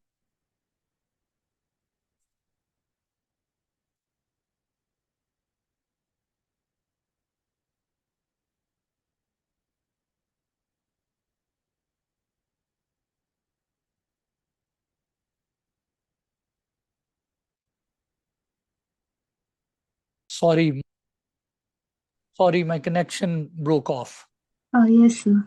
So what I was saying, Doc, you should apply, just improve what you can, improve the part, like get good TOEFL score, and I think you should apply and try to get as much shadowing experience as you can. That should be helpful.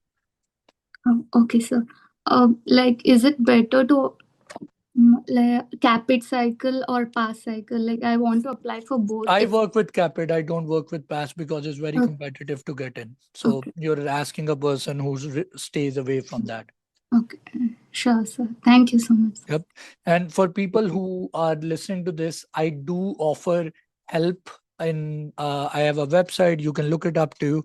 I help with writing personal statement, with LORs. I help with interview prep. I help with preparing for Casper, Kira. These are different interviews. I help with supplemental applications, writing resume, pretty much all of these things. I also help with there's a fellowship program where I work with candidates throughout the whole process. So what I do is I help candidates. I have a group of people that I work with, selecting schools, writing resume, writing their personal statement, their supplemental questions, their LORs, interview preps, pretty much everything in the Caapid except for bench prep. And I work with those candidates until they get accepted. So that's also a fellowship program that Dr. Abdullah is one of them. There are few people who might be here who has been a part of it. Last year when I started off with it, I started off with this about 2 to 3 years ago. I had 4 people in the start, 3 got accepted. Then last year I took on 13 people and 8 got accepted. And now then I thought, okay, maybe I can do it at a bigger level, and I enjoy this. So I do offer that fellowship program to students as well who are interested in Caapid coaching and stuff. Okay. So putting that aside, any other question, guys, that you have? Because we are almost getting done with our time in a few. So what questions do you guys have? Hello, Doc. Yes. You go ahead. Dr. Zoom user, you can go ahead. Okay, thank you, Doc. I'm sorry. It's fine. Thank you so much for doing everything you are doing for us people. This journey is really, really stressful. No. I've seen all your videos on YouTube, but still I feel like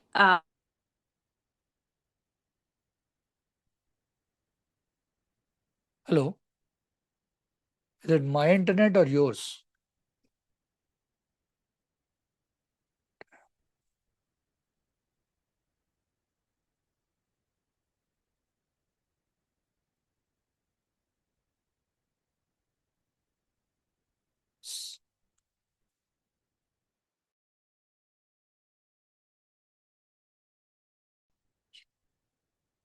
I'm sorry. I don't know why this internet is doing this to me. Sorry, you were saying something. Yes, Doc, I'll go quick. I'm from Nepal and I am graduated dental school from Egypt. Oh, wow. The thing is, I did not get chance to get the dental license over there, and then I returned back my home country. I was there for a few months. I was waiting for my paperwork, but then again, I did not get chance to take the license exam in Nepal. I got my visa. I'm on my mom's dependent, so I moved to US, and like in 2024, the thing is, I do not have any registered dental license in either countries. Why not? Like, is it, Why not in? It's fine. You don't need a license. They don't need it's your not license. something I should be concerned. Okay, thank you so much. So my question is, how did you landed up in Egypt? That's a very different route for a Nepali person to go.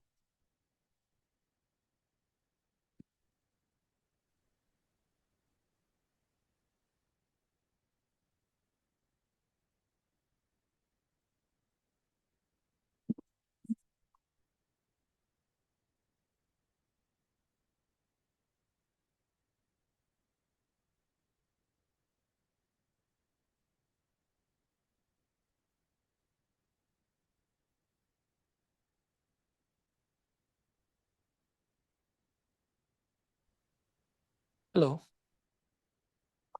Hello, doctor. I'm Sorry, Nadia here. I'm sorry. My internet this is just acting so much weird. So you were saying, I was asking, how did you ended up in Egypt from Nepal?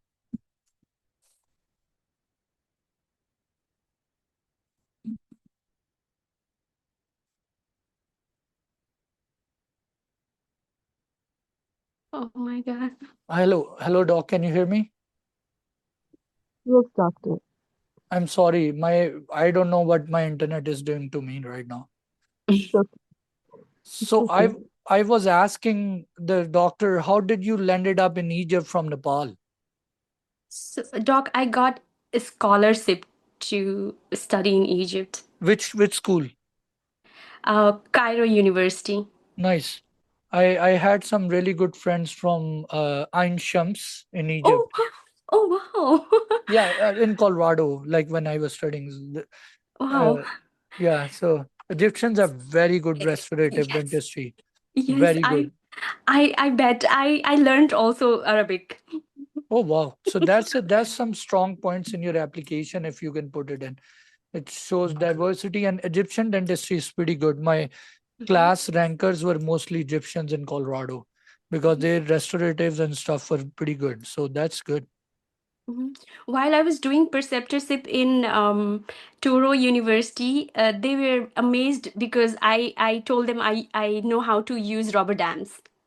Most Mhm. of Yep, so, yep. yeah. Yeah, they have Egypt has good restorative dentistry for sure. Yeah. Okay, all right. Thank you, Doc. Sure. Uh, any other person has a question, because my internet is also now trying to leave me. So how can I help? Ma- Hi, Dr. Adriel. I'm sorry, can I go? Yeah, Love you. yeah, go ahead. So, I hello? wanted to know that.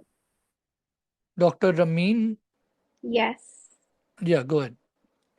So I have been in the I graduated from Pakistan in 2021. I completed my house job from Pakistan. Then I moved to the I worked as a dentist in Pakistan for 2 years, and then moved to the US. I've been working as a dental assistant since 2024, so it's been 2 years now. Where? I applied in Pennsylvania in a private practice. It's a Where in family dentistry office, Reading.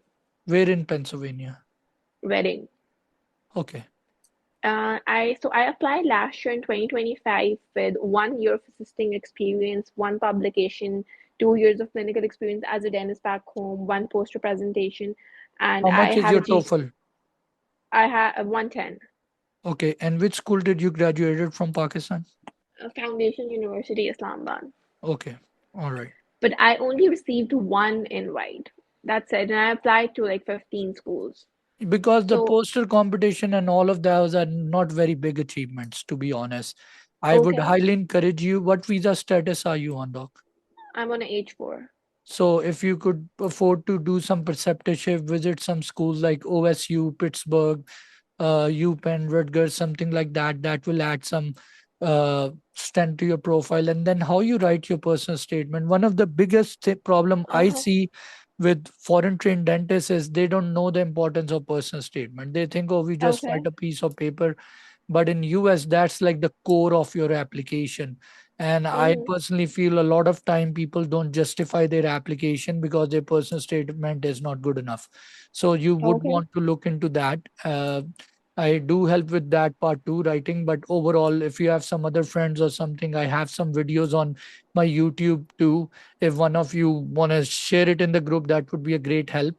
But yeah, So that you recommend going for some courses like bench test Doc, or it's what? what I'm saying. You would need to do multiple things. It's the problem that a lot of immigrants have is they think unilateral. They look at one thing. If I do part one, I will get into training. It doesn't work up here. You have to do seven things because they are looking at you holistically as a human being and as a Okay. student, that whether you're good enough or not. So not just one thing will help you. You have to do multiple things. You have to work on the writing part of your application. You have Okay. to spend time in community work. You have to improve your bench prep, and you have to attend more academic courses or visit schools, do preceptorships, and do different things to show that you're a well-rounded human being who's been working hard in different aspects to get better at it. Does that make sense, Doc? All right. Thank you so much. Thank you. Thanks. Ye- Have a great rest of your day. Yes, Doc. So overall, that one thing I was telling everybody, that yes, you need to work on the bench prep part. You need to get exposure in dentistry in US, but you also need to know how to fill in your application and present it in a good way. I might have the world's best ingredients, but if I don't know how to decorate my food, nobody will buy it. That's the biggest thing with the Caapid too, is you might have the good score, you might have the experience, but if you don't know how to present your school in the present your application in a good way, because Americans, we have to write things in a way that's audible to the American ears. If I tell them that I was a oral surgery resident and I used to do a private practice in the evening, it doesn't make sense to them. How come this person can do it? So these are some of the things that you should be considerate when you're filling in your application as well. All right. So there was somebody else asking question, Dr. M or something like that. Yes, MM. Okay, I'm Maya here, and I have a question regarding LOR. My dean from my dental school is the one who I studied, is not there, and most of my professors have moved out. I just know one professor, so who Doc, will I be? can't hear you. Your voice is very snubbed right now. Sorry. Yeah, I'm sorry. I have a question regarding an LOR. My dean has moved out of my school, and there's only one professor who I know, and he's the only point of contact for me. So the new Doc, dean. I'm sorry. I'm very sorry. But for some reason, the voice is not clear. If somebody else can understand and tell me, it could be my speaker, but I can't hear it. I think she says that the professor at the university has left, Uh-huh. and only one of the professor is in the university. Then what Just she get should it, do? just get it from them because the letterhead matters. So is it possible if I can thank you very much for connecting? Is it possible if I can get one more letter from the professor who is working in a different school? Can anybody tell me, please? I'm Can sorry. she get it from someone else working in other school where she You didn't pass out can, from? you can. They can give it on whatever letterhead they can, but prefer to get it from your own school, like where you like the letterhead of your own school. But the professors, they don't know me. Will they be able to still give me one? They're all You have new. to talk to them. You have to talk to your dean. You have to your school talk to your school because the professor might not know you, but you're their school student. You're their alumni. They have to own you.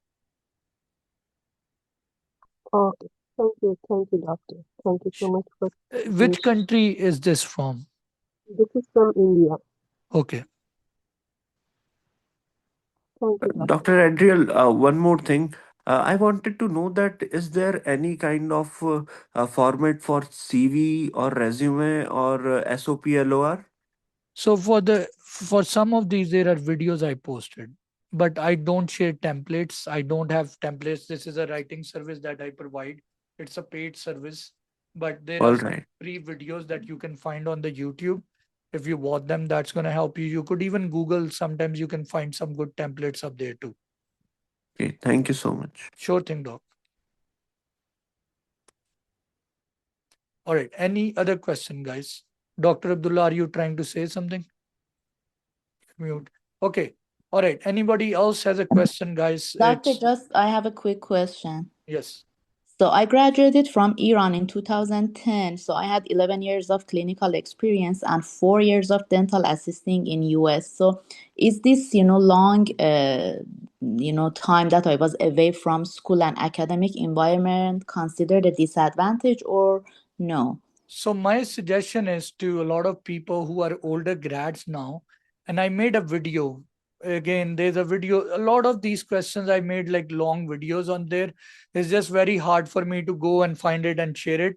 But I've discussed this that if you're an older grad, you need to do some kind of academic courses, CEs, to show the schools all over again that you can be a student.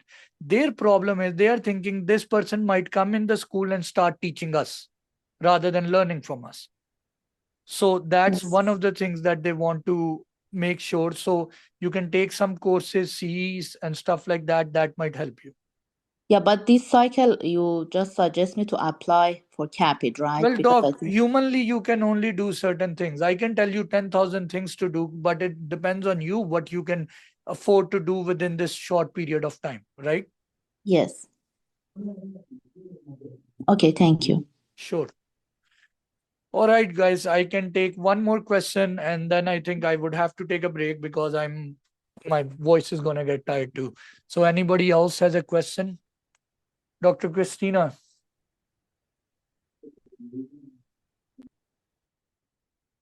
All right. All right, guys, if you do, yes. Yes. Hello, Dr. Adriel. I'm Sony again. I know I have asked one question before, but this is my last question. Sorry. So it's regarding LORs. Do you think it is better to get one from Dean and two from the dentist here, or one from Dean and one from dental school faculty and one from US dentist? You can anyways, right? There's no wrong in this. Whoever you Okay. think it will write you better words, you can do that. And the fourth one you can add as an unofficial one. Okay. Thank you so much. That Sure works. thing. All Thanks right, again. guys. Okay, couple of things I'll tell you. One thing I made a video last night. I'll upload it. I'll share it in the group too. This recording I'll try to share in the next coming days too. Is take 1 mile at a time. Don't try to do 7 things at the same time. This is a very overwhelming process. I tell people it's like a marathon and you're running 100 miles. Some days you're running in the desert. Some days you're going to be climbing a mountain. Some days you're running on a beach. It's just how it is. And some days you're going to fall. It's going to be very stressful. And some days the other problem that I tell people is that your families don't understand the crap that you have to go through. It's just they don't understand. They think you will give an exam, you will become a dentist. Well, this is America. It doesn't work that straightforward. You give exam, you do the bench, you fill in the application, you give interviews, and then you still take $300,000-$400,000 of loan and go through 2 years of crazy madness in dentist school to become a dentist. And then you come out and you have to pay the loan. So it's not an easy life. So what I tell people is if you have a spouse, partner, or whatever family, parents, keep them in loop. You want to have emotional support. That helps. I personally offer mentorship, coaching to people, and I think it really helps because one of the things that really affects is blindly go into the process and then try to figure out whether I'm going left or right, what I'm going to do. That's one of the biggest hassle in the process. And that's one of the things I do in the coaching is that I help you not just with the application filling in the paperwork, but I also there's an emotional aspect to this whole process. It's stressful. I try my best to work along, especially with my fellowship students that I work with. I try to do bi-weekly calls with them, stay on Zoom, talk to them. If they have a message, they can always text me. I try to stay in communication with them.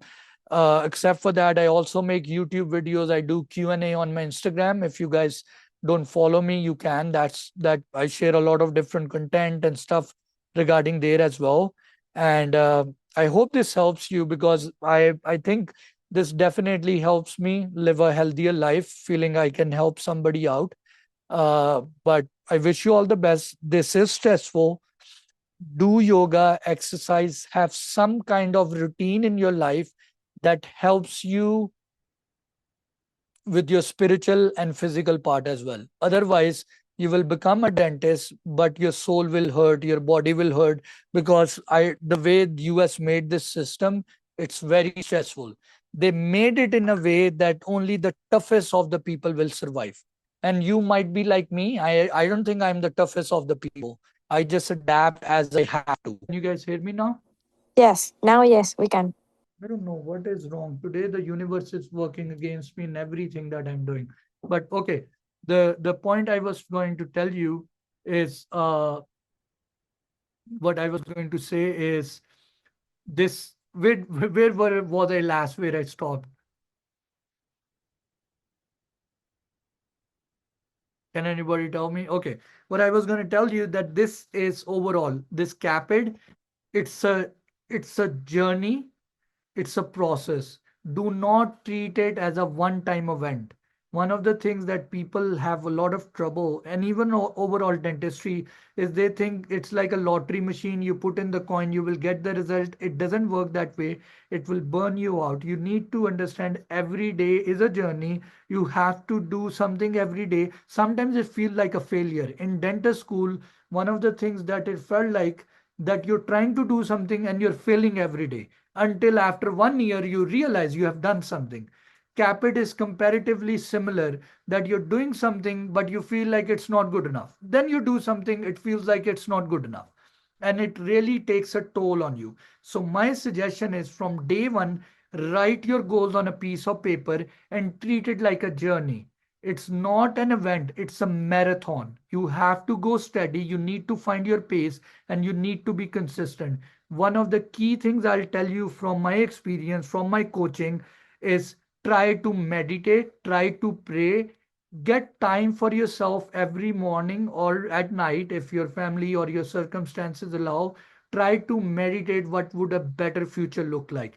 Take a piece of paper, write down in the next 12 months, where do you want to see yourself? Can you guys hear me what I'm saying? Abdullah? Okay. So the Yes. point is, Yes. one thing I've learned, writing your goals on a piece of paper and where you see yourself, or making a vision board, which I've never done a vision board, but having some form of imagining yourself where you want to be, it's very important. You want to remember, if you have 100 in your account, you should always think that you have 1,000 in your account. If you have 10,000 in your bank account, imagine or feel like you have a million in your account. If you have a million in your account, feel inside that you have a billion. I know for some of you, this will feel like, oh, what the crappy magical things I'm saying. It's a psychological phenomena. People who feel like they are lucky, they become lucky. And this is scientifically proven. People who feel like they're going to become a star, they become a star. People who feel like they're going to become a doctor, they will become a doctor. Your external world over time follows your internal world.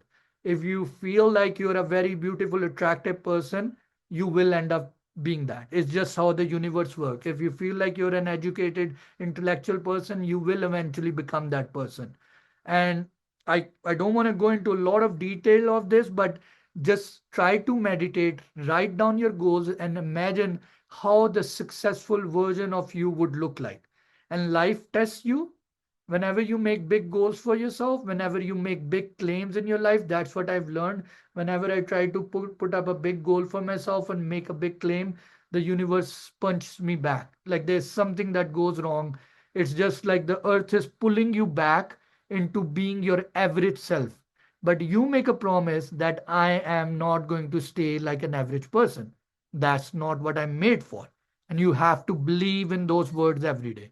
So, this whole process and dental school is stressful. Even the dentistry after that, becoming an associate, starting a practice. None of this is easy, trust me. But the thing is, if your problems aren't getting bigger, you become bigger. That's just how it is. So work on your mindset and parallel, then work on your CAPIT. Then at least it will make your life easy and the lives of the people around you easier as well. And I hope it helps. If you have any questions, I most probably you might message me after this. I won't be able to reply right away. I'm going to take some break. I need to turn off.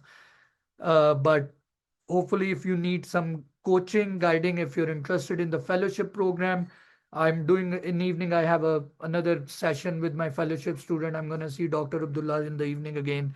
But if you're interested in any other services, you can reach out to me, and hopefully I'll see you. I wish you all the best, and keep me in your praise too, because some like at some part of deeper level, I need them too. All right. Take care.